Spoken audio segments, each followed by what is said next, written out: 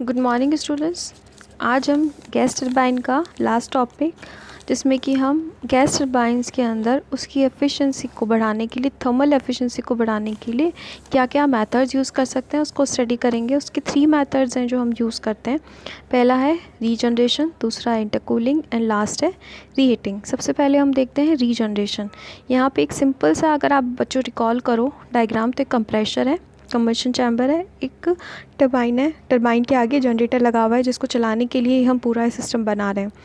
तो यहाँ पर आप देखोगे कि हमारा सिंपल प्रोसेस चल रहा है। एयर एंटर हो रही है, कंप्रेशर में कंप्रेस हो रही है, एयर एग्जिट हो रही है। एयर एग्जिट से पहले यहाँ पर एक रीजनरेटर यूनिट को हमने इंट्रोड्यूस करा है। जो हमारी एयर है वो रीजनरेटर से पास होकर कंबशन चैम्बर में जा रही है, जिसमें कि फ्यूल सप्लाई हो रहा है, वो टरबाइन में जा रही है। अब टरबाइन की जो एग्जॉस्ट गैसेस हैं, अगेन हमने उसको रीजनरेटर में डाल रखा है और फिर वो एग्जॉस्ट गैसेस एटमॉस्फेयर में रिलीज़ हो रही हैं। ठीक है, अब इससे फ़ायदा क्या हुआ? यहाँ पर हम जब कंबशन चैम्बर में एयर को भेजते हैं तो हमारा क्या मेन स्कोप रहता है, हम क्या चाहते हैं?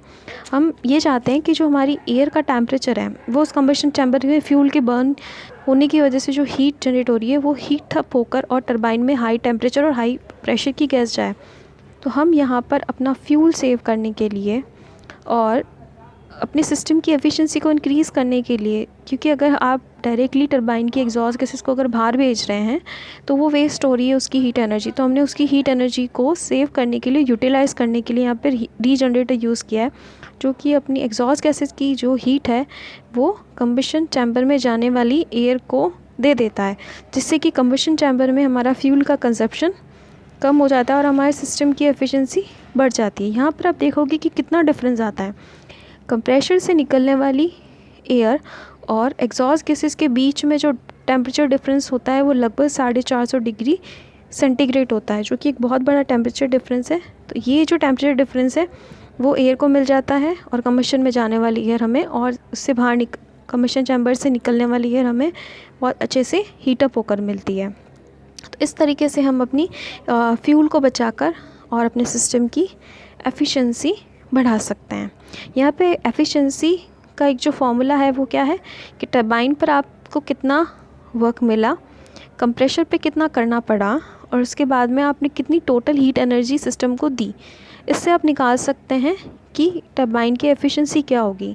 यहाँ पे आपने हीट सप्लाई जो कि कंबशन चैम्बर से दी, और वो क्योंकि यहाँ पर आपने कम दी क्योंकि आपने रीजनरेटर से उसको ऑलरेडी हीटअप करके भेजा। ठीक है, तो इससे आपका एफिशिएंसी बढ़ गया। ठीक है, इसका अब नेक्स्ट टॉपिक देखते हैं, इंटरकूलिंग।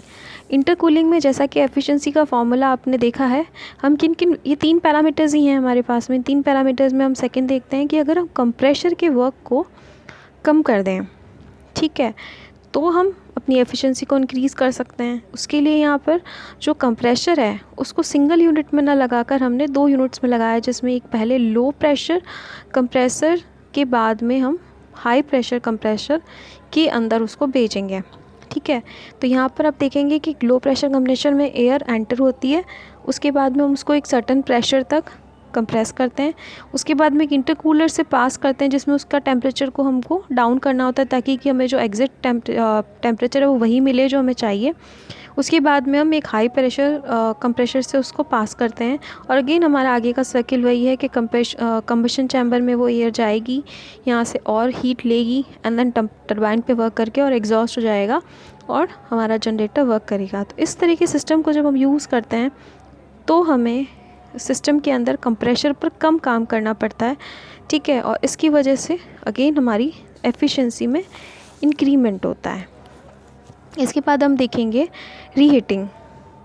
रीहीटिंग के अंदर आप बच्चे देखोगे तो यहाँ पे अगेन टरबाइन के ऊपर अब हमारे पास में तीसरा पैरामीटर बचा था कि हम टरबाइन के वर्क को बढ़ा दें कि हमें आउटपुट ज़्यादा मिले। उसके लिए ये हो गया कि कंप्रेशर से हमने कंप्रेस करके एयर को एक कंबशन चैम्बर में भेजा, उसके बाद में हमने हाई प्रेशर टरबाइन के अंदर भेजा, उससे जो रिलीज़ हुई उसको अगेन हमने कंबशन चैम्बर में भेजा। ठीक है, और वहाँ से हमने लो प्रेशर के अंदर लो प्रेशर टरबाइन के अंदर से उसको पास करके और जनरेटर पर भेजा, और जो हमारी एग्जॉस्ट गैसेस हैं वो उस टरबाइन लो प्रेशर टरबाइन से बाहर रिलीज़ हो गई। इसकी मदद से भी हम टरबाइन का जो वर्क है उसको बढ़ा सकते हैं, और इससे रीहीटिंग करा है हमने क्योंकि बार बार गैस को, तो उसकी वजह से हमारी थर्मल एफिशिएंसी बढ़ जाती है। इसमें इनका कॉम्बिनेशन भी यूज़ किया जा सकता है कि किसी एक सिंपल से गैस टरबाइन साइकिल के अंदर हमने रीजनरेटर भी लगा दिया, इंटरकूलिंग सिस्टम भी लगा दिया और रीहीटिंग सिस्टम भी लगा दिया। तो हम तीनों का यूज़ भी कर सकते हैं, बट इनको यूज़ करने में हमारे लिए लिमिटेशन ये होती है कि इस सिस्टम की बहुत ज़्यादा कॉस्ट बढ़ जाती है, जो कि हर जगह हमारे लिए फिजिबल नहीं होता उससे करना। ठीक है, आज ये हमारा गैस टरबाइन का टॉपिक बच्चों फिनिश होता है। इसके बाद हम टरबाइंस का steam turbine topic next lecture में पढ़ेंगे।